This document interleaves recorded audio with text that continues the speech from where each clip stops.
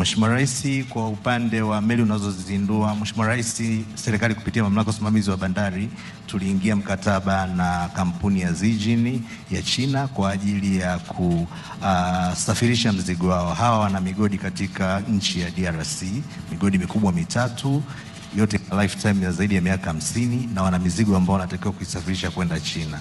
Kwa hiyo katika ile dhana ya usafirishaji fungamanishi, sisi hapa tuliwaomba wao watengeneze meli kwa sababu wanaitengeneza bandari ya Kalemie, lakini vile vile waitengeneze bandari hii ya Kigoma. Lakini vile vile wanatengeneza kilomita 500 kutoka Manono katikati ya Dar es Salaam migodi yao mpaka katika bandari ya Kalemie.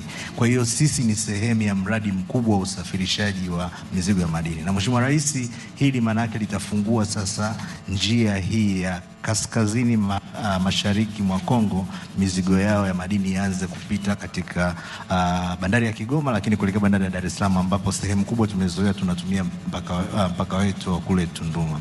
Kwa hiyo wametengeneza meli hizi 4, kila meli moja ina uwezo wa kubeba tani 2000 kwa wakati mmoja, lakini ina urefu wa mita 70, upana wa mita 15. Wanategemea kutengeneza meli nyingine 2, lakini na sisi pia kwa kushirikiana na wenzetu wa Tashiko tunategemea pia tutaanza na sisi kutengeneza kwa haraka kama walivyofanya wao. Meli hizi Mheshimiwa Rais, zitakuwa zina manufaa makubwa kwa sababu katika ziwa Tanganyika kumekuwa na meli kubwa 4 tu.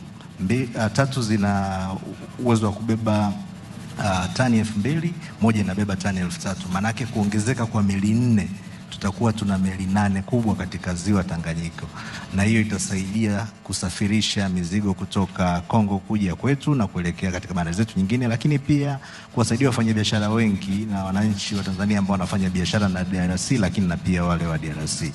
Manufaa makubwa Mheshimiwa Rais, kwanza tutakuza uchumi wa Kigoma na maeneo yanazunguka ziwa Tanganyika.